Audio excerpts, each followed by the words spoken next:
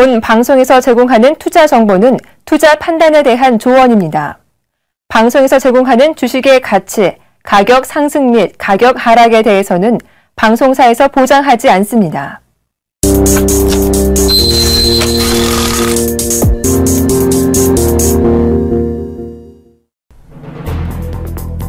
미 연준이 포워드 가이던스에서 인내심 문구를 삭제했습니다. 하지만 경제 성장률 전망을 하향 조정하고 금리 인상폭을 절반으로 조정하는 등 금리 인상을 서두르지 않겠다는 점을 분명히 했습니다. 이에 따라 인내심 문구가 삭제됐지만 금리 인상 시점은 오는 9월 FOMC 정례회 이후로 늦춰질 가능성이 높아졌습니다. 연준은 또 올 연말까지 금리 인상폭을 당초 1.125%에서 0.625%로 하향 조정했습니다. 또한 연준은 미국의 경제 성장률 전망치를 하향 수정했습니다. 연준은 이날 FOMC 회의 직후 2015년 GDP 성장률을 기존의 2.6%에서 3%보다 낮은 2.3에서 2.7%로 제시했습니다. 2017년은 2.3에서 2.5%에서 2에서 2.4%로 낮췄습니다. 미국의 지난해 2분기와 3분기 GDP 성장률은 각각 4.6%와 5%였지만 같은 해 4분기 성장률은 2.6%로 잠정 발표됐다가 다시 2.2%로 수정 집계됐습니다. 작년 4분기 GDP 확정치는 오는 27일 발표될 예정입니다. 금리 인상 지연 가능성에 달러 가치가 급락했습니다. 뉴욕 외환시장에서 유로달러 환율은 2.1% 오른 1.0826달러를 기록했습니다. 이는 지난 3월 10일 이후 최고 높은 수준입니다. 달러엔 역시 전날보다 0.9% 하락한 129.23엔에 거래됐습니다. 외환시장 참가자들은 9월까지 금리 인상이 이뤄지지 않을 것으로 해석하는 분위기입니다. 그리스가 유로존을 탈퇴할 가능성이 또다시 제기되고 있습니다. 그리스는 오는 20일까지 채무 20억 유로를 갚아야 하는 상황이어서 발등에 불이 떨어진 상태입니다. 주요 외신들은 그리스의 자금이 수준에 바닥날 것이라고 보도하고 있습니다. 여기에 최대 채권국인 독일과의 관계도 점차 악화되고 있습니다. 독일 의회 내에서 사회당을 제외하고는 그리스가 변하지 않는 한 3차 구제금융안을 승인하지 않겠다는 강경 자세를 취하고 있어 앞으로의 행보가 주목되고 있습니다.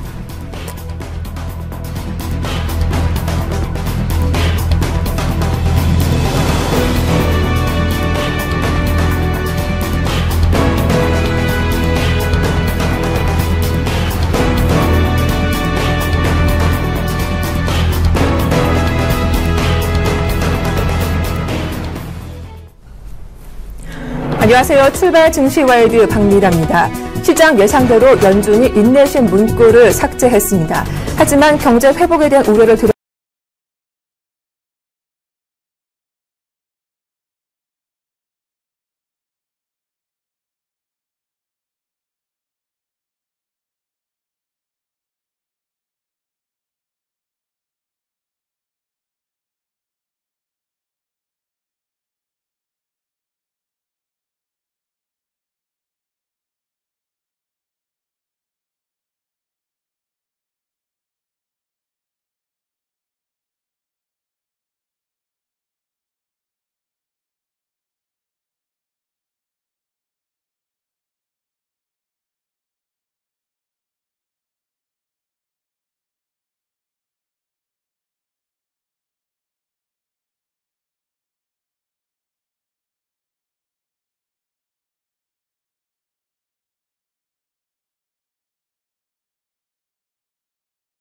내며 비둘기파적인 입장을 견지했는데요.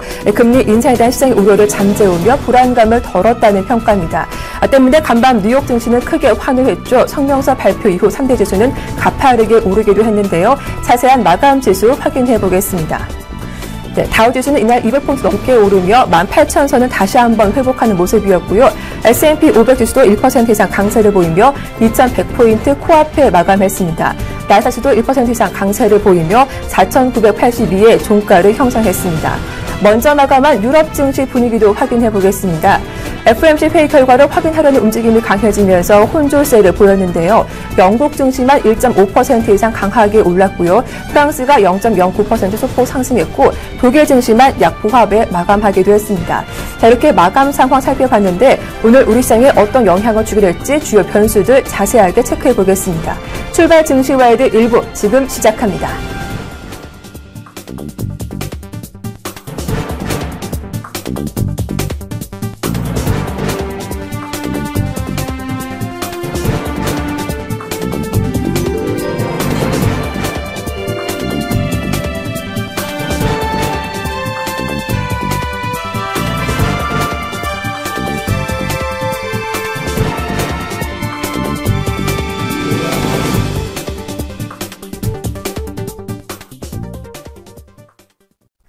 네, 글로벌 증시 주요 이슈와 함께 전망 세워보는 시간이죠. 경제학자에게 듣는다. 오늘 순서는 서강대학교 경제대학원 김혁익 교수님과 함께하겠습니다.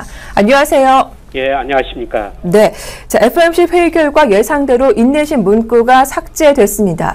다만 성장률과 물가 상승률 동시에 하향 조정하겠다고 밝히기도 했는데 이게 어떤 의미를 갖고 있는 것인지 FOMC 성명서에 대한 리뷰 먼저 들어보겠습니다. 우선 그 세 가지로 이야기할 수가 있는데요. 말씀하시는 것처럼 인내심이란 단어가 삭제됐습니다. 그리고 물가 상승률이 중기적으로 2% 될 때까지 신뢰를 갖고 좀 금리 인상을 기다리겠다. 이런 게 나왔었고요.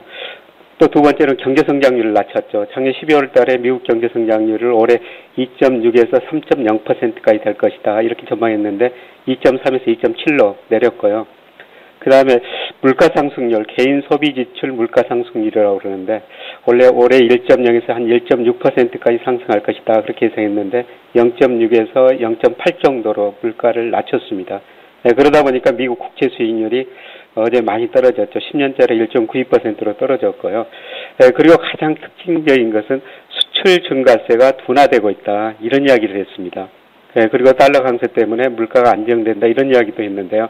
네, 부분적으로 달러 강세가 미국 제조업 경기에 지금 부정적인 영향을 미치기 때문에 네, 직접적으로 달러 강세를 이야기 안 하고 간접적으로 달러 강세가 문제가 된다 이런 문구를 넣은 것 같습니다.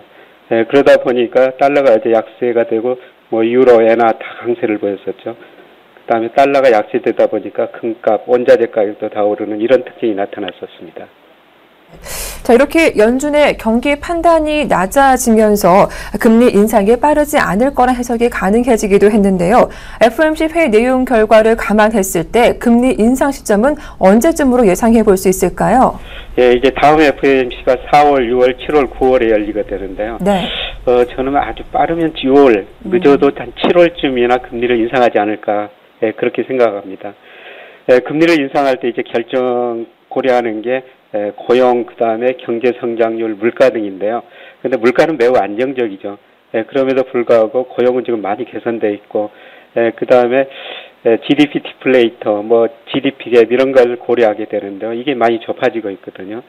제가 통화정책 지수라는 걸 한번 만들어서 미국이 언제 금리를 인상할 것인가 이렇게 보고 왔는데요. 이거는 소위 테일러 준칙이라고 있습니다.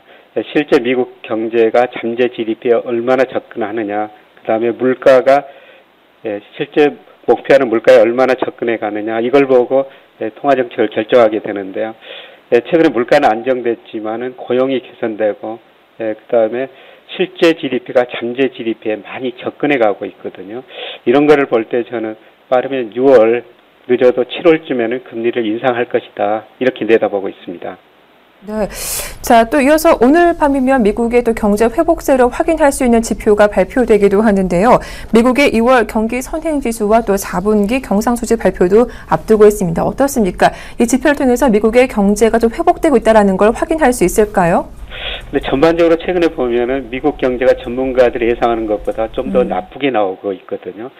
그만큼 생각보다 미국 경제 성장세도 둔화되고 있다. 그런 건데요.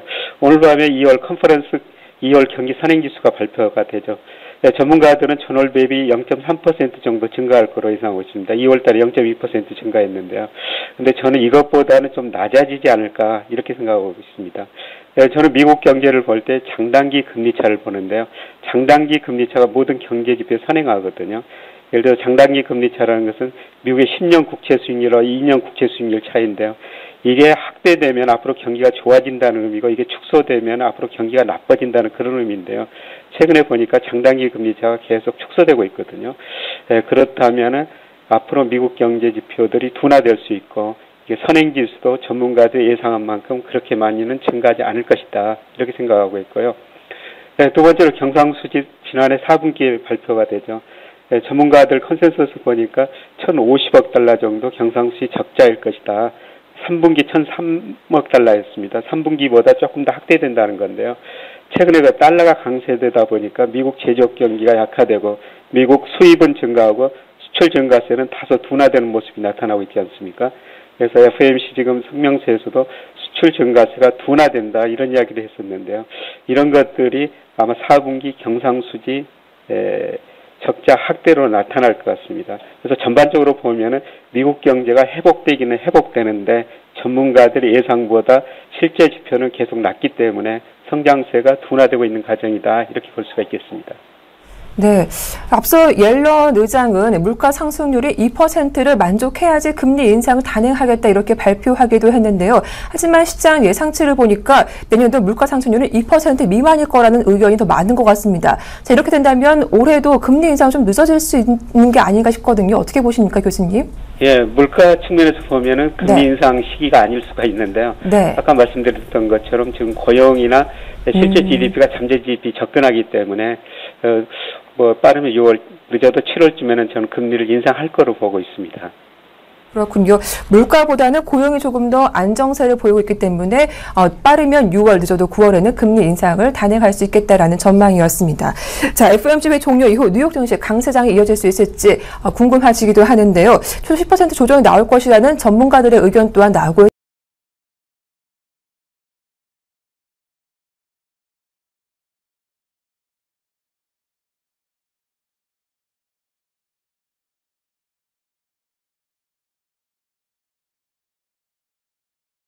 있습니다. 달러 강세 기조가 그 발목을 잡고 있는 것인데 뉴욕 증시는 어떻게 형성될 것으로 어떻게 흘러갈 것으로 전망하시는지 의견 들어보겠습니다.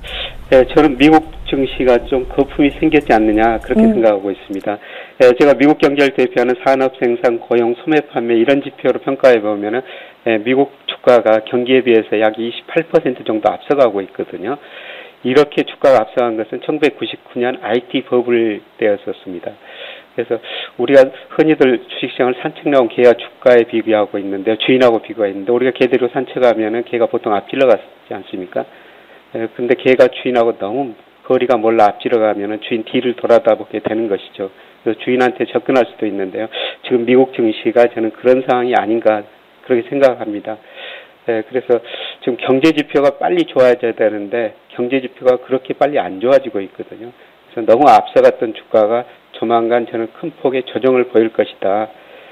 그리고 이미 미국이 양적완을 중단했고요. 그 다음에 이제 머지않아 금리를 인상할 텐데 이런 것들 때문에 그동안 돈이 많이 풀려와서 주가가 경기에 앞서갔는데 또 그만큼 돈이 상대적으로 더 풀리고 금리가 좀 오르면은 미국 주가가 저는 조만간 급격한 조정을 거칠 수 있다고 지금 보고 있습니다. 미국 증시는 거품 논란이 있기 때문에 조만간 큰 폭의 조정이 나올 수 있겠다라는 부정적인 전망도 함께 들어봤습니다. 자, 한편 코스피 지수 흐름은 상당히 좋습니다. 2030포인트 코앞까지 올라온 상황인데요. 달러 강세에도 외국인의 매수가 꾸준히 유입되면서 외국인 수급에 의해 형성되고 있는 대형주 위주 장세가 펼쳐지고 있는데 이 코스피 지수 강세 배경이 좀 궁금하고요. 앞으로의 방향성은 어떻게 될지도 전망 들어보겠습니다. 최근 경기도 약간은 개선되고 있습니다만 주로 외국인 사가지고 우리 주가도 2030까지 올라왔었는데요. 문제는 앞으로 경기가 좋아질 것인가 여기에 달려 있는 것 같습니다. 저는 우리나라 주가를 전망할 때 통계청에서 발표하는 선행지수 순환 변동치를 보고 주가를 전망하는데요. 이게 우리나라 주가에 한 4개월 정도 선행하거든요. 최근에 선행지수 순환 변동치가 사실 많이 올랐었습니다. 그래서 뒤따라 지금 주가가 오르고 있는데요. 근데 하반기에도 선행지수 순환 변동치가 계속 오를 것인가, 즉 경기가 좋아질 것인가 여기에 달려 있는데요. 제가 앞으로 전망해 보면 선행지수 순환 변동치가 그렇게 좋지는 않거든요. 그래서 여기서 주가가 뭐 계속 추세적으로 상승하기보다는 최근 몇 년 동안 계속 주가가 일정 범위 내에서 박스권에서 움직이고 있습니다만은 올해도 전반적으로 그런 모습이 아닐까 그렇게 생각합니다. 네, 추세적인 상승보다는 박스권 상세 내에서의 움직임이 펼쳐질 것이다라는 전망 들어봤습니다. 자, 교수님, 그렇다면 FOMC 회의 이후 시장의 변수는 과연 또 무엇이 될지 궁금하기도 합니다. 시장의 방향성을 이끌어갈 수 있는 재료는 어떤 게 있을지도 한번 의견 들어볼까요? 네, 가장 중요한 게 이제 4월 되면은 1분기 기업 실적들이 나올 텐데요. 과연 기업 수익이 계속 증가할 것인가 여기에 달려 있는 것 같습니다. 사실 우리나라 주가가 2011년 4월 달에 2031 고점 치고 2230까지 올라갔었죠. 네, 그대로 계속 조정을 보이고 있는데요. 근데 2012년 이후로 보면은 매년 우리나라 기업 영업이익 증가율이 감소하고 있거든요. 그래서 올해 4월 지금 초에 가면은 1분기 기업 실적이 발표가 될 텐데 기업 실적이 증가했는가 여기에 따라 가지고 주가 흐름이 달라질 수 있을 것 같은데요. 근데 문제는 지금 우리 내수 별로 안 좋고 엔화 약세 때문에 우리나라 수출 기업들이 상당히 지금 어려움을 겪고 있거든요. 그래서 여기서 추가적으로 주가가 상승할 만큼 기업 수익이 좋아지지는 않았을 것 같은데요. 어떻든 4월 달에 1분기 기업 실적을 좀 깊이 있게 관찰할 필요가 있을 것 같습니다. 네. 자, 시장의 방향성을 이끄는 변수로는 기업들의 실적이 좀 주요하겠다라는 의견 들어봤습니다. 도움 말씀 고맙습니다. 예, 고맙습니다. 네, 지금까지 서강대학교 경제대학원 김영익 교수님과 함께했습니다.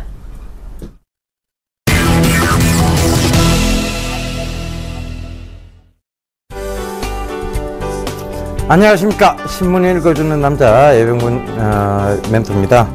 자, 여러분, 지금 시장이 전일 보면 아시겠지만 결과적으로 조정의 큰 폭에 대한 의미는 별로 없어 보입니다. 근데 코스피가 좀 강하다 보니까 코스닥 쪽에서의 건전한 조정, 그러니까 즉 기간 조정이 나올 수 있다는 얘기를 계속 드렸었고요. 그 얘기에 맞물려서 지금 코스닥은 좀 기간 조정이 들어오고 있는 반면 코스피는 상승 추세를 이어가고 있죠. 자, 이런 부분들을 꼭 좀 참고해 보셔야 됩니다. 이 모든 것들은 신문에서 여러분들께 계속 힌트를 주고 있습니다.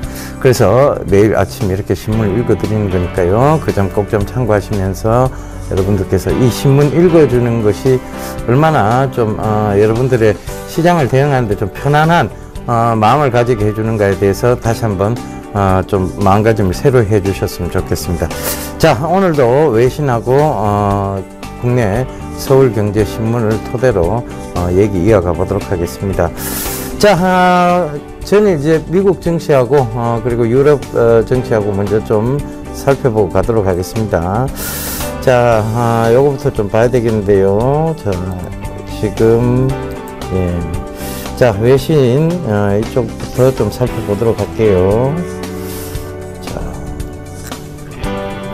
지금 예. 전일 미국 증시가 좀 많이 올랐죠. 이제 바로 FED에 대한 얘기들이 좀 나오면서인데, 자, 미국 증시가 한 1% 이상 좀 오른 반면에 우리나라 증시가 전일 미국 증시 때문에 소폭 좀 조정을 보이는 거 맞아요. 그러니까 자, 요거 한번 보고 가도록 할게요. 자, 미국 증시 보시겠습니다. 1.27% 정도 올랐죠. 222포인트, 227포인트 정도가 올랐고, 전체적으로 보면 나스닥 지수도 좀 강한 상승세를 보였고요. 자, 독일의 닥스 지수가 좀 조정을 받았고, 지금 프랑스의 까크 지수라든가 유럽 지수는 여전히 괜찮습니다. 독일에 많이 올랐죠. 그 요즘 최고치, 그러니까 사상 최고치를 갱신했기 때문에 이런 조정이 좀 들어오는 부분이니까 그런 부분들은 좀 참고를 해보셔야 좋을 것 같습니다. 자, 연준 회의가 있었는데 미국 증시가 많이 올랐어요. 이유를 한번 살펴볼까요? 자, 외신 쪽으로 넘어가서 이유를 한번 살펴보도록 하겠습니다. 자, 여기 보시게 되면요, 뭐 야후가 중국에서 서비스 중단한다는 얘기들이 좀 나오고 있고요. 자, 여기서 쭉 한번 볼까요? 자, 여기 이 부분이에요. FED, Put Interest Rate, 즉 그러니까 금리 인상에 대한 조기 인상에 대한 부분들이 자, 여기 중요한 얘기가 나와요. 자, 여기 보면 밑에 요거 좀 확대를 좀 해보겠습니다. 자, reasonably confident라는 얘기 나옵니다. 이게 합리적 확신이란 얘기예요. 이게 언제까지 합리적 확신이냐 그러면 여기 return to each 2% 타겟, 그러니까 2% 목표치. 즉 이게 뭐냐면 죄송합니다. 인플레이션이에요. 그죠? 인플레이션 2% 목표치까지의 성장 여부를 보겠다는 얘기인데, 이걸 좀 자세히 좀 들어가 볼게요. 자세히 들어가 보면, 지금 FED Put Interest Rate Hike 이 얘기가 나옵니다. 그런데 여기서 가장 중요한 얘기는 금리 인상의 문을 열었다는 얘기예요. 문을 열었는데, 결과적으로 이 문은 어떤 부분이냐에 대한 부분인데, 그 부분이에요. 결과적으로는 이제 앞으로, 금리 인상을 하긴 할 거예요. 그러니까, 우리가 페이션트라는 단어에 대한 부분이 중요하다라고 얘기를 드렸습니다. 근데 이 부분이 삭제가 됐어요. 근데 이 삭제가 된 것이 대체가 됐는데, 이 대체가 된 것이, reasonably confident입니다. 결과적으로는 합리적 확신에 대한 부분이에요. 그러니까 확신 없이는 함부로 금리 인상하지 않겠다. 결과적으로는 뭐냐면 아직은 성장에 초점을 좀 두겠다는 얘기죠. 그래서 그 부분을 좀 참고를 해보셨으면 좋겠고요. 자, 그래서 이 인플레이션이 2% 목표치, 즉 2% 타겟이 될 때까지는 금리 인상 여부가 나오지 않을 거니까 이거를 이제 학자들이 해석하기를 9월 달까지를 지금 좀 잡고 있습니다. 여기 내용에서 그런 내용들이 나와요.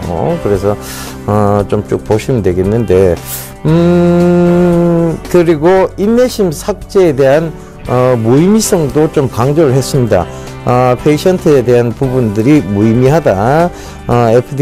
FD의 성명에 따르면 이틀간의 회의를 거쳤죠. 그죠? 이 이틀간의 Wednesday after each 2day. 그러니까 이틀간의 회의를 거치고 난 다음에에 대한 부분입니다. 그래서 이 부분들이 결과적으로는 합리적 확신, reasonably confident에 대한 부분들. 그러니까 그것이 9월까지, 즉 4월 달에 더 많은 얘기를 하겠다 얘기를 또 했어요. 그죠? 자넷 앨런이 4월 달에 더 많은 얘기를 하겠다. 그런데 거기에 대해서 보면 low inflation, 이것은 결과적으로 지금 저성장 그리고 저물가 성장률에 대한 이게 부분이다. 거기에 충분히 의존을 좀 해야 되는 부분이다라는 얘기를 그들은 하고 있습니다. 그래서 이 모든 것들을 종합적으로 판단해 봤을 때 바로 4월 달에 좀 더 좋은 4월 달에 좀 더 많은 얘기가 나올 것이고, 그것은 그러면 결과적으로 9월이나 돼야 금리 인상의 시작 여부가 진행이 되지 않겠느냐. 그렇다면 그 금리 인상의 폭도 클 것 같지는 않다라는 의견도 나오면서 미국 시장이 전일 급등을 했습니다. 자, 그러면 이건 이제 국내 정치에 어떤 의미를 부여하느냐에 대한 부분을 우리가 살펴봐야 될 것 같아요. 일단은 불확실했던 부분이죠. 외국인들의 투자가 불확실했던 부분이 확실성의 부분으로 넘어가게 됩니다. 불확실할 요소가 제거가 되면 증시는 늘 싫어하는 것이 불확실성이죠. 그 불확실성이 제거가 되면서 충분히 이런 부분들이 반영이 될 수 있다는 것을 좀 참고를 해보셨으면 좋겠습니다. 자, 요 부분 제가 좀 읊어드렸고요. 이제 국내 최대 서울경제신문으로 좀 넘어가 보도록 하겠습니다. 자, 서울경제신문에서 자, 머릿 기사에서 눈에 딱 띄는 게 있어요. 10년 만에 수술대 오른 거래소. 저게 무슨 얘기인가에 대한 부분들이 궁금해지시기 시작할 겁니다. 그래서 이 부분들을 좀 살펴보고 가도록 하겠습니다. 자, 일단은요, 코스피, 코스닥, 이 코넥스가 특성 맞게 경쟁을 해야 된다. 자본시장 활력을 북돋운다. 이 얘기인데, 한국에 한참 벤처 캐피탈 붐이 일어났던 적이 있습니다.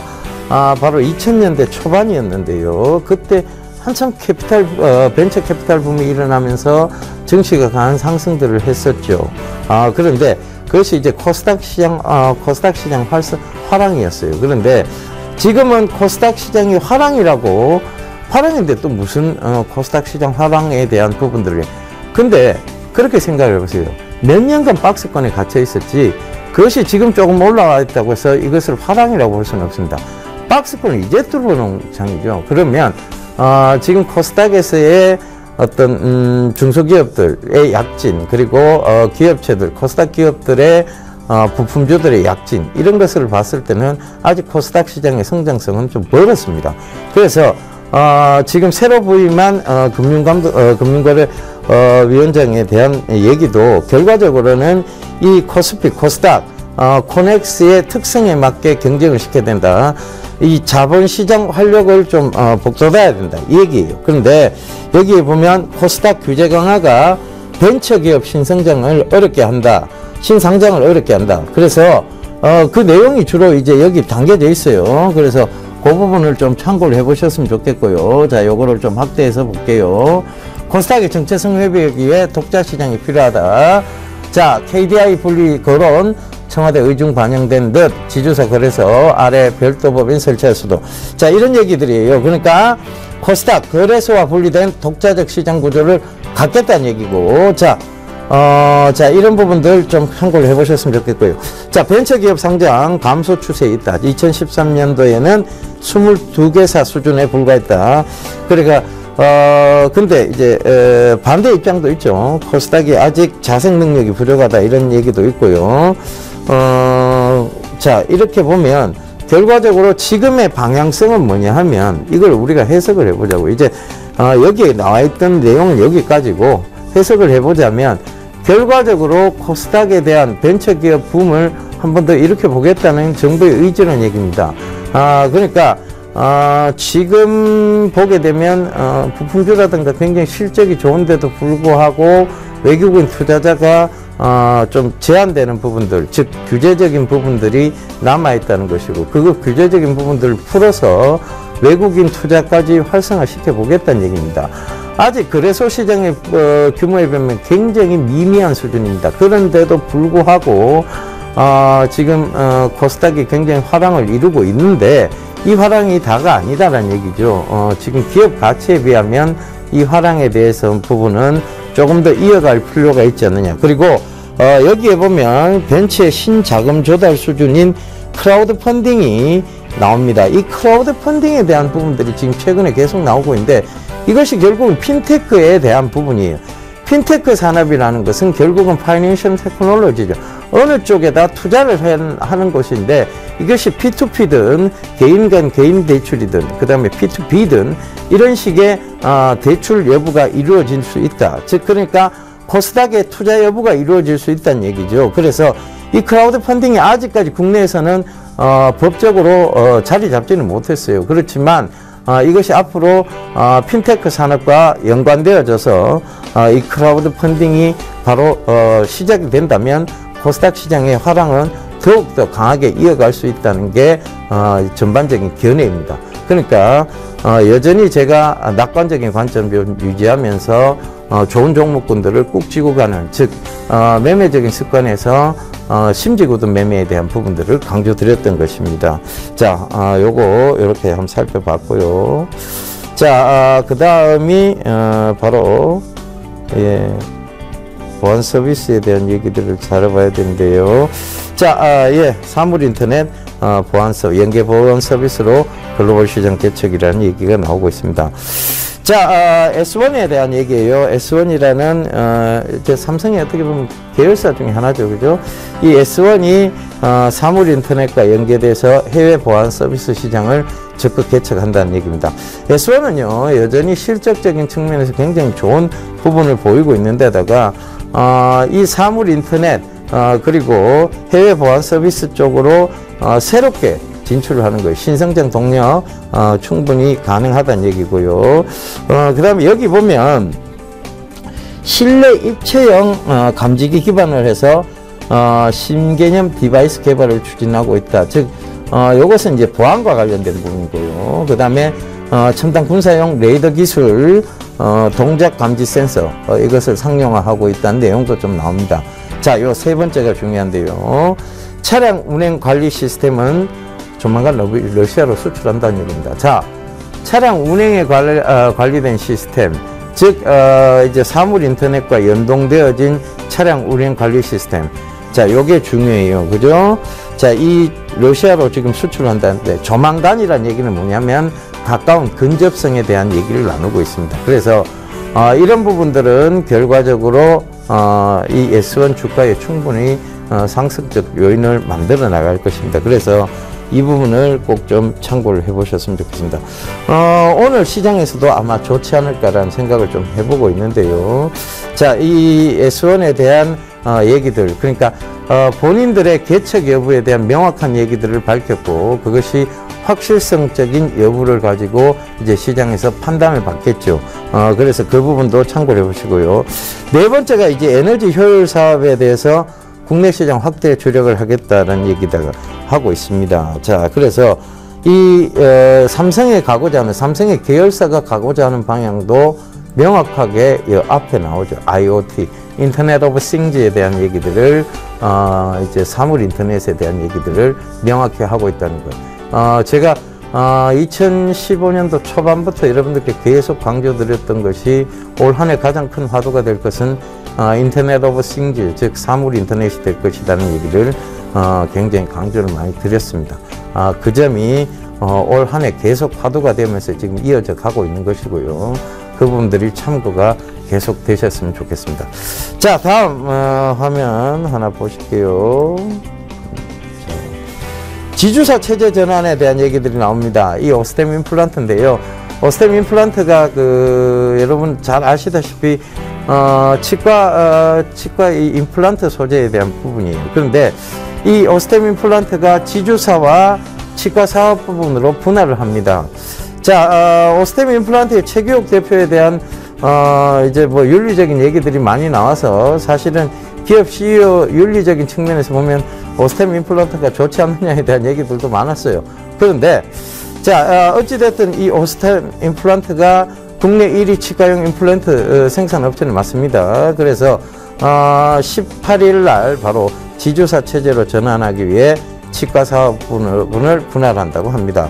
자, 전속 회사에 대한 부분과 치과 산업에 대한 부분인데 사실은 오스템 임플란트가 지금 중국에 많이 진출했는데요. 임플란트로 지금 진출하는, 임플란트 제품으로 진출했다기보다는 오스템 임플란트는 이 치과 관계된 IT 사업 부분, 즉 이쪽에 진출이 많이 되어 있는 거예요. 그러니까 프로그램적인 측면, 그런 부분들, 치과에서 쓰는 뭐 여러 가지 프로그램들이 있겠죠. 그 프로그램적 측면에서 진출을 많이 했다는 얘기고요. 이것이 이제 분할로 해서 이 치과 IT 부분 쪽하고 그 다음에 지금 이 임플란트 쪽 부분하고 나눈다는 얘기입니다.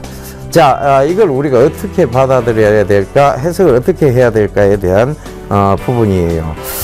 자, 일단은 지금 기업이 굉장히 좋은 상황에서의 분할입니다. 자, 우리가 좋지 않은 사업 부분을 떼내느냐 안 떼내느냐에 대한 부분을 중요시할 때가 있고요. 분할할 때요. 그러니까 이제 차 바이오엔 같은 경우에는 차 디오스텍이라면 좋지 않은 부분을 떼내기 위해서 분할을 했죠. 그래서 차 바이오텍과 차 디오스텍으로 나누면서 카메라 사업 부분 쪽에 있는 차 디오스텍을 조금 돌리기 위해서 그렇게 주주들의 가치를 생각하지는 않았어요. 그죠? 그러다 보니까 차 바이오텍과 차 디오스텍 둘 다 부진한 모습들이었고요. 자, 예전에 바로 이 나우콤이라는 회사가 있었는데 이것이 인적 분할을 하면서 윈스테크넷하고 그 다음에 아프리카 TV로 분할이 됐어요. 이것은 좋은 상황에서의, 그리고 연관성 있는 사업, 안 좋은 사업을 떼내는 것이 아니라 둘 다 잘 나가고 있는 사업을 분할을 한 거예요. 그러니까 어느 쪽이었느냐 하면 보안 쪽 부분하고 그 다음에 인터넷 컨텐츠 쪽 부분하고 떼냈죠. 그러면서 윈스테크넷도 굉장히 분할 이후에 강하게 갔었고, 그 다음에 이 아프리카 TV도 그 이후에 굉장히 강하게 갔습니다. 자, 근데 순차적으로 갔죠. 자, 그럼 이건 어떻게 받아야 돼요? 지금은 오스템 임플란트 굉장히 좋은 상황입니다. 그렇다면 이 회사가 바로 이렇게 분할을 한다는 것은 좋은 상황에서 사업부가 안 되는 쪽을 몰아넣는 것도 아니고 되는 쪽으로 되는 쪽 두 군데를 갈라서 오히려 더 키워보겠다는 얘기입니다. 이것은 제가 봤을 때는 적어도 이것은 분할이 악재가 될 수는 없는 부분으로 보여집니다. 그래서 이것은 분명히 분할 이후에 아마 조금 더 가파른 성장세를 보이지 않을까라는 생각을 여러분들께 전달해 드립니다.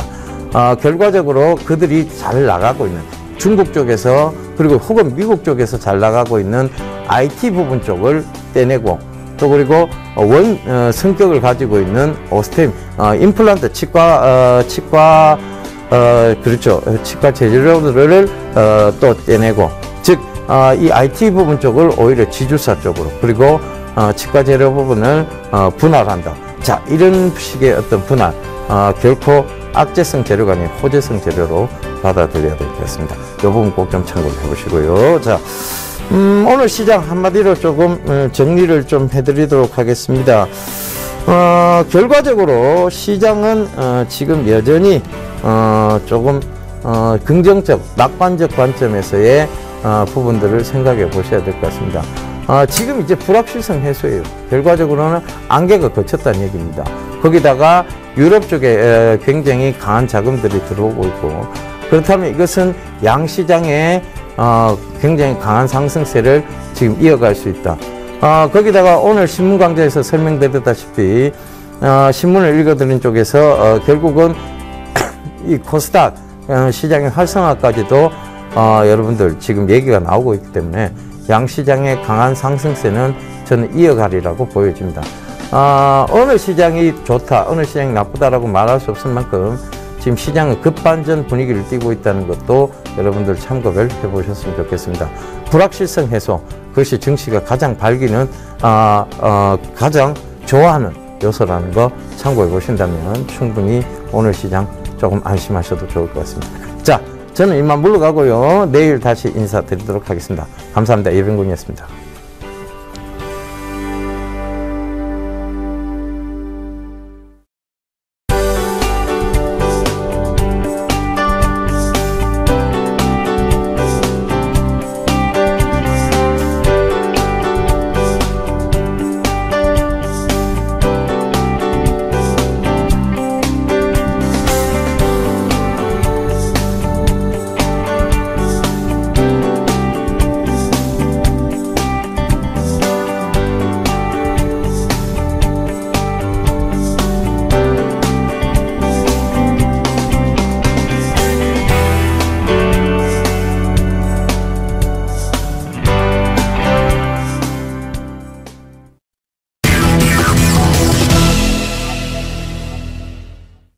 국내 시황의 대가와 함께 오늘장 전략 짜보는 시간이죠. 오늘 순서는 SK증권 영업부 PIB센터 이재광 이사님과 함께하겠습니다. 안녕하세요. 네, 안녕하십니까. 네, 지난 화요일이었죠. 이사님께서 조정 시에 강력히 매수해보자 하셨는데 조정의 기회도 안 주고 급등했던 하루였습니다. 어제도 크게 밀리지 않고 2028포인트에 마감을 했는데 문제는 오히려 코스닥이었어요. 어제장 리뷰부터 좀 부탁드릴게요. 네. 전 일장에서는 역시 어제 그제였죠. 네. 지난 화요일장에서 급등 여파로 인해서 눌림목을 받았는데 아주 너무나 견고한 그런 모습을 보였고요.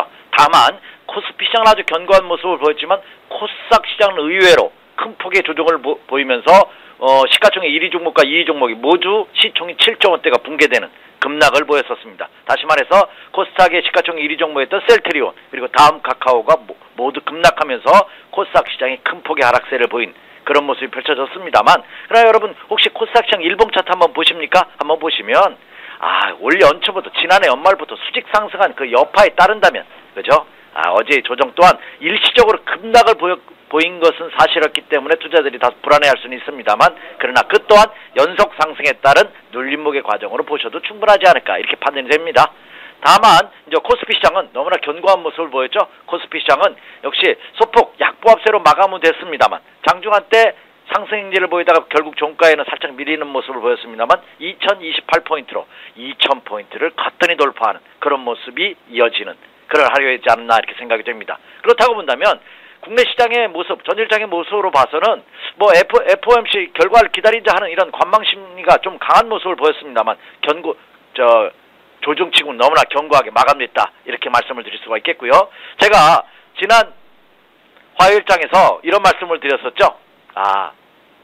지금은 밑자의 본전인 그런 장이 펼쳐지고 다시 말씀드려서 어떤 악재가 나온다 하더라도 그 조정은 작게 받을 것이고 좀 호재가 좀 나온다면 장은 급등의 가능성도 충분히 있는 그런 모습을 보일 가능성이 높다. 그동안 미국이나 해외 증시에 비해서 국내 시장이 다소 움츠린 아주 국내 투자자들을 가슴 아프게 하는 일이 펼쳐졌습니다만 그러나 세계 증시는 글로벌화되고 있기 때문에 동반 상승한다. 앞서거니 뒤서거니 하는 시간차는 있지만 충분히 상승 가능성이 있다는 말씀을 드린 바와 같이 어제장에서도 견고한 모습을 보이지 않았나 이렇게 생각이 되고 국내 기관 투자가들이 여전히 매도 우위를 보이고 있습니다만 연기금의 매수세가 가파르죠. 올해 들어서만 2조 원대 이상의 순매수를 보임으로써 이제 국내 기관 투자가 특히 투신권을 중심으로 한 국내 기관 투자가들의 매도도 일단락되는 그런 모습을 보였다. 그리고 또 전일장에서도 특징은 외국인의 매수세가 지난 화요일 날 일시적으로 들어온 것이 아니라 지속적으로 외국인이 국내 증시를 이끌 가능성이 굉장히 크지 않을까. 그런 모습이 확인된 그런 날이었다. 이렇게 말씀을 드립니다. 네. 자, 이어서 오늘 변수 체크해보고 또 전망도 해볼 텐데요. 오늘장 무엇보다 가장 큰 이슈는 FOMC 성명서 내용이겠죠. 인내심 문구는 삭제했지만 금리 인상 서두르지 않겠다. 천천히 이어질 것이라는 전망에 뉴욕 3대 지수가 1% 넘게 강세를 보이기도 했습니다. 오늘 우리 시장도 그 영향을 이어받을 수 있을까요? 어떻게 해석하시나요? 네. 요즘 들어서 가장 이슈가 된 영어 단어가 페이션트죠. 예, 네. 인내심이라고 합니다. 아마 국내 투자자들이 이제 그 페이션트라는 그 영어 단어는 평생 잊혀지지 않지 않나 생각이 듭니다. 자, 결국 우리 앵커께서도 언급해 주신 바와 같이 FOMC 회의 결과가 나왔어요. 발표를 했는데 인내심이라는 문구는 삭제됐습니다. 그런데 그 다음이 더 중요하죠. 금리 인상폭이 현격하게 줄어들었습니다. 절반 이하로. 1%대로. 그리고 또 하나. 금리 인상 시기를 9월달, 6월이 아니라 9월 이후로 늦춰질 가능성이 높다 하는 그런 느낌을 강하게 받는 모습을 보였죠. 그것은 왜냐하면 미국의 경제 성장률 목표치를 낮추는 그런 모습을 보였습니다. 여전히 미국 경기가 그렇게 아직은 낙관적이지 않다 하는 여전히 불안 요소를 가지고 있다는 것이 반증된 그런 모습이 아닌가 이렇게 생각이 되는데요. 그 여파로 뉴욕의 3대 지수가 모두 급등하는 특히 다우존스 공업지수가 200포인트 이상 다시 상승하면서 18,000포인트를 돌파하는 그런 모습이 펼쳐졌다는 점이죠. 그렇다고 본다면 세계 증시를 이끄는 뉴욕 증시 훈풍은 그대로 국내 시장에도 전해질 가능성이 크지 않을까 이렇게 판단이 됩니다. 그렇다고 본다면 오늘장에서도 이미 말씀드렸죠. 제가 이 시간을 통해서 매주 화요일과 목요일 찾아갑니다. 화요일 이 시간에도 오히려 금주 주초는 뭐라고 말씀드렸습니까? 조정은 두려워하지 말고 매수다. 비중 확대 전략이 필요한 그런 시점이다 하는 말씀을 드렸고 그 전략은 오늘도 변함이 없습니다. 물론 오늘 뉴욕 증시 여파로 아침 시초가 갭상승 출발한다면 장중에 눌림목을 받을 것이고 오늘 받지 않는다면 내일 금요일장이죠. 한 주간을 마감하는. 그래서 내일장에 받을 겁니다. 그렇다고 본다면 서둘 필요는 없지만 그렇죠. 장중 단기이익에 연연하지 말고 꾸준히 비중을 확대해 나가는 그런 전략. 그런 투자 전략으로 임하신다면 오늘장도 무리가 없을 것으로 이렇게 판단이 됩니다. 네, 조정 시 강력히 매수해보자라고 하셨는데요. 자, 그렇다면 매수 가능한 종목군도 궁금합니다. 좀 대형주 위주로 접근을 해봐야 하는 것인지 아니면 어제 크게 밀렸던 코스닥의 중소형주들도 관심 포탄에 둬야 하는 것인지 좀 자세한 핵심 전략 부탁드릴게요. 네. 지금 그것이 이제 여러분 투자자들 굉장히 고민거리일 겁니다. 네. 지금 외국인과 그 기관 같은 큰 손 세력들이 장을 이끄는 모습을 보이다 보니까 개별 종목보다는 대형주가 좋지 않을까 뭐 이런 의견들도 계속 나오고 있습니다만 근데 대형주 중소형주에 대한 그 구분은 예전하고 많이 달라졌어요.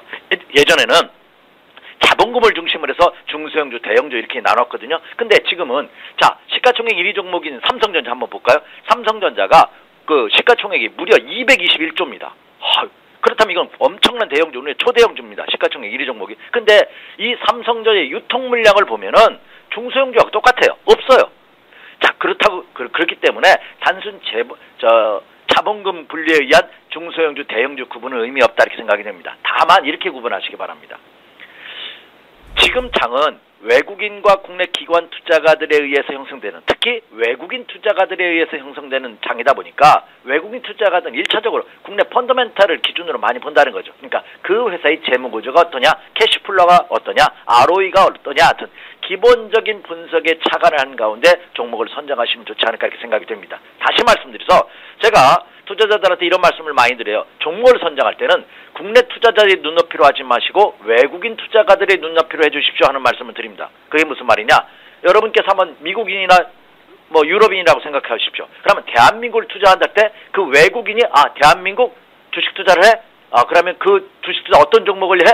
그래 그건 괜찮겠다. 그러니까 외국인의 눈높이로 그 종목을 접근하신다면 무리가 없지 않을까 생각이 되고 있고 그 대안으로서는 역시 삼성전자가 이끄는 핵심 물량 블루칩 그죠?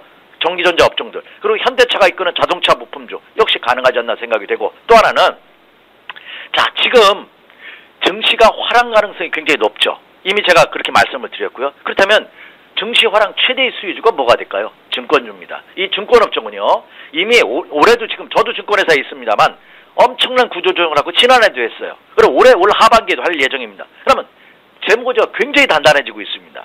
그리고 이미 한번 증권업종도 일부 소형 증권사들이 그렇죠, 폐업하고 도산하고 하는 과정을 겪었기 때문에 구조조정이 일단락되고 있습니다. 그래서 증시 화랑의 최대의 수혜주는 증권주 한번 눈여겨보십시오 하는 말씀을 드리고요. 또 하나는 역시 그 신약 개발 실적 고전에 관계된 바이오 제약업종들 역시 여러분께서도 눈여겨보셔도 좋지 않을까 이렇게 판단이 됩니다. 자, 그리고 또 하나는 지금 그 액면 분할 실시한 아모레퍼시픽이 있죠. 이 아모레퍼시픽이 다시 300만 원을 돌파하는 그런 초강세 현상이 펼쳐지고 있습니다. 그렇다면 이 고가 황제주들 있죠. 이 아모레퍼시픽을 필두로 해서 액면 분할이 계속 이어질 가능성이 높습니다. 이 액면 분할 자체가 호재는 아닙니다. 하지만 유동성을 풍부하게 한다는 측면에서는 이것은 증시의 호재로 작용될 가능성이 높다. 그래서 고가 자산주들도 한번 눈여겨봐 주십시오. 이렇게 말씀을 드립니다. 이상입니다. 네, 대형주와 중소형주 구분 없이 외국인의 수급이 뒷받침되고 있는 종목들 위주로 관심을 두고 대응해보자라는 의견 자세하게 들어봤습니다. 오늘 말씀 잘 들었습니다. 고맙습니다. 네, 감사합니다.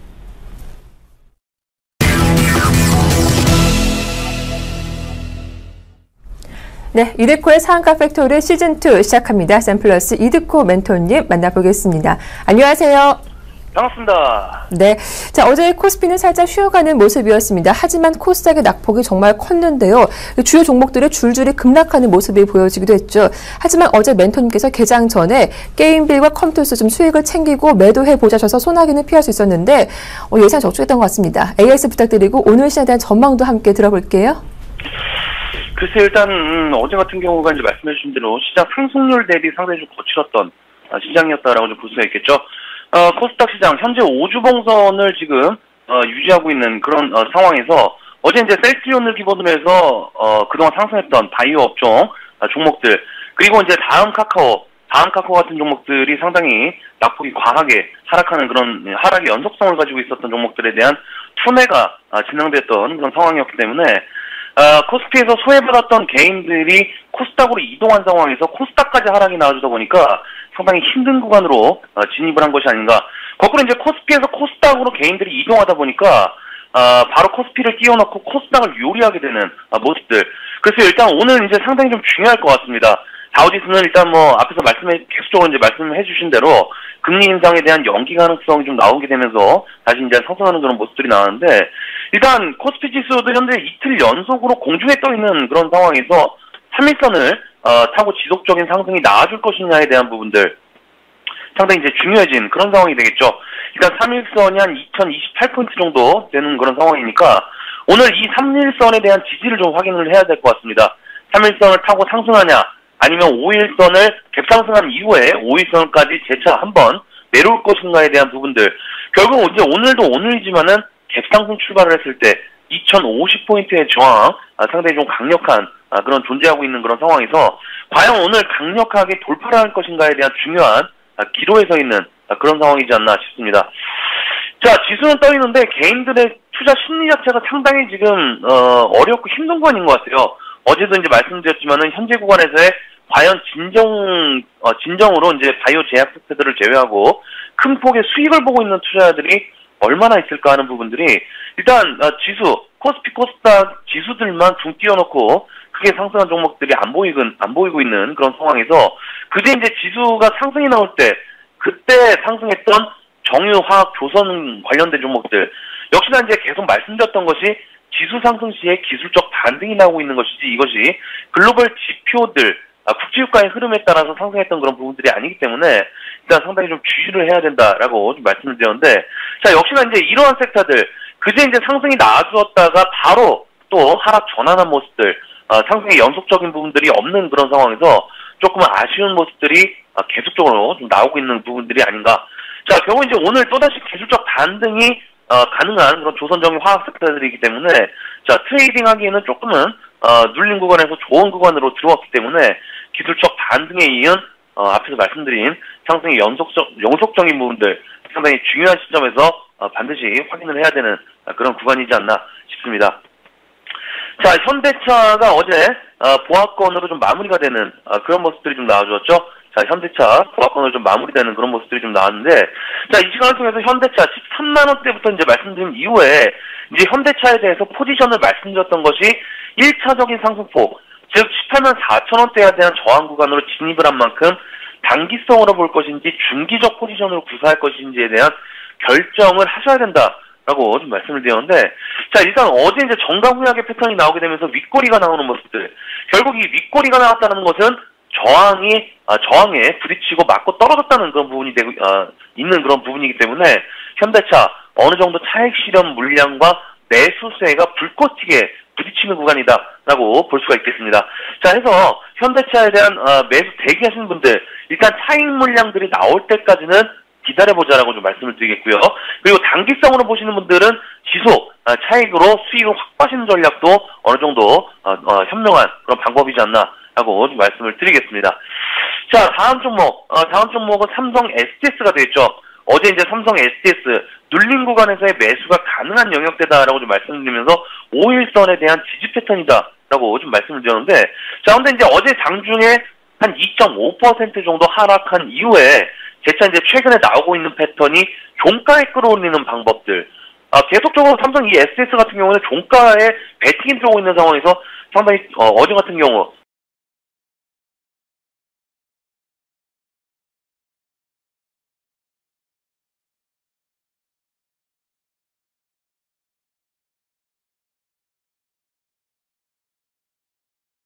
재미난 움직임들이 좀 나오고 있죠.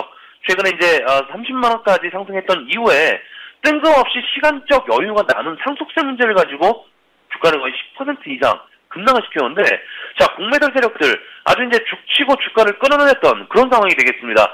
제가 뭐 황병미원이라면은 공매도 세력들을 아주 쓰레기통에 패대기 쳐버리고 싶은 가장 저질스럽게 돈놀이하는 그런 악질 세력들인데, 자, 최근에 이제 앞에서 말씀드린 다음 카카오 같은 경우에도 공매도 세력들이 아주 개인들을 죽이는 것 같아요. 그만큼 공매도가 최근에 상당히 좀 문제가 되는 것 같습니다. 자, 어찌됐건 이 공매도 세력들 이기기 위한 방법은 잔파도에 연연하지 않는 그런 방법이 되겠죠. 어느 정도 주가가 반등 구간에 들어온 상황에서, 자, 어제 또 이제 삼성에서 어제 상속세에 대한 부분들 현재는 언급할 부분들은 아니다라고 이야기가 나오면서 상속세에 대한 부분들을 일축하는 그런 이야기가 언론을 통해서 이야기가 좀 나왔기 때문에, 자, 이런 부분들 현재 구간에서 긍정적인 모멘텀으로 작용할 수가 있지 않나, 이렇게 좀 볼 수가 있겠습니다. 해서 삼성 SDS 지속적인 관심권이 필요한 그런 상황이지 않나 싶고요. 자, 다음은 파라다이스가 되겠죠. 자, 파라다이스 어제 이제 코스닥 시장의 하락으로 인해서 시가총액 상위 종목들의 대부분 하락하는 모습이 좀 나오면서 이 파라다이스도 2% 정도 일단 하락하는 그런 모습이 나오는데, 자, 일단 앞에서도 이제 말씀드렸지만은 현재 바닥권에 있는 종목들이 빠질 때 상당히 급격하게 빠지는 모습들이 계속적으로 나오면서 상당히 피바다 차트의 연속적인 부분들로 어떤 그 이어지는 모습들이 좀 나올 수가 있는 그런 상황인데, 자, 일단 이 파라다이스 같은 경우에는 오늘 전저점 26,600원에 대한 저점 지지를 확인하시면서 살짝 이탈을 했다가 아래꼬리가 좀 나와준다면 지속적인 홀딩 관점 보셔도 좀 무방한 상황이지만은, 일단은 오늘 상승이 나와주었다가 재차 빠르게 5일선에 대한 저항을 받으면서 정강 후약의 패턴이 나온다라고 한다면은 일단 26,600원 정도의 저점 지지 한번 확인해 보자라고 좀 말씀을 드리겠습니다. 자, 앞에서도 이제 앵커님께서 좀 말씀을 해주셨지만은, 자, 최근에 이제 놀자들 중에서 유일하게 매도 사인을 드린 게임빌과 컴투스 어제 이제 급락이 나와주었습니다. 게임빌 한 6% 정도, 그리고 컴투스가 9% 정도 급락이 좀 나오게 되면서, 자, 우리 장학금 팩토리를 시청하셨던 분들께서는 어느 정도 대응을 잘 하셨지 않을까, 이렇게 좀 생각이 되고 있는데요. 자, 종목도 종목이지만은 지수도 현재 상당히 좀 중요한 구간인 것 같습니다. 자, 초저금리인 상황에서 일단 부동산에 대한 수익성이 떨어지고 있는 상황에서 그 대안으로 주식시장이 정말 그 대안으로 꼽힐 수 있을지, 과거 1980년대나 2003년대 초저금리에 대한 부분으로 주식시장이 100%, 500% 이상 급등한 그런 상황에서, 자, 국제유가의 하락으로 인해서 경기 회복에 경기 회복은 되었던 그런 상황이었기 때문에 과연 초저금리의 정책으로 추가적인 강세장이 올지에 대한 부분들 심각하게 한번 고민을 해봐야 되는 시기지 않나 이렇게 좀 말씀드리면서 정리를 해드리도록 하겠습니다. 오늘 스타카 팩토리는 여기까지입니다. 고맙습니다. 시장에 대한 전망과 함께 관심 종목들까지 말씀 자세하게 들어봤습니다. 지금까지 샘플러스 이득호 멘토와 함께했습니다.